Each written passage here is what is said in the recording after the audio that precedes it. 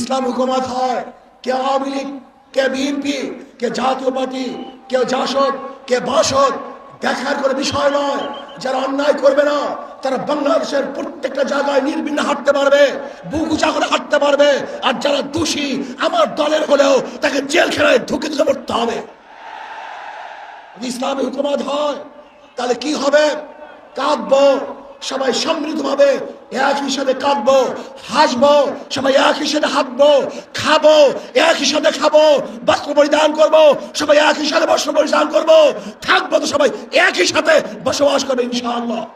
যদি আমরা মুনাফিকি না করি, আমাদের কলিজা আমাদের কলব যদি ঠিক থাকে, আগামী ইসলাম হুকুমত হবেই হবে ইনশাআল্লাহ।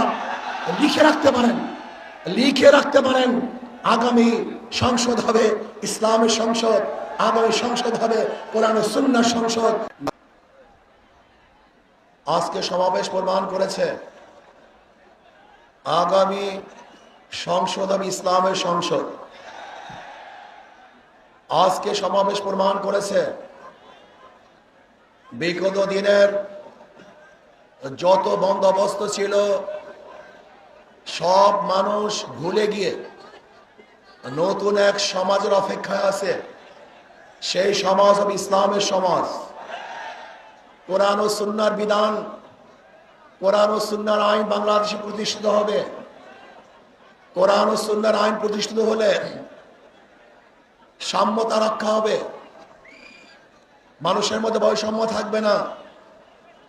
বাংলাদেশের একজন মানুষও ক্ষুধার্তহীন থাকবে না, বাংলাদেশের মানুষ বস্ত্রহীন থাকবে না, আমার বাংলাদেশের কোনো মানুষ গৃহহীন থাকবে না। যদি ইসলামী হুকুমত হয়, বাংলাদেশের একজন মানুষও চিকিৎসাবিহীন মারা যাবে না ইনশাআল্লাহ। যদি ইসলামী হুকুমত হয় তাহলে বাংলাদেশের মানুষগুলি সৌখ্যত করে বাঁচতে পারবে, এই ভূখণ্ডের দিকে কেউ আঙ্গুল তুলে তাকাতে পারবে না। যদি ইসলামী হুকুমত হয়, বাংলাদেশের একটা টাকা বিদেশে পাচার হবে না। যদি ইসলামী হুকুমত হয়, কোন জালেম বাংলাদেশে জুলুম করতে পারবে না।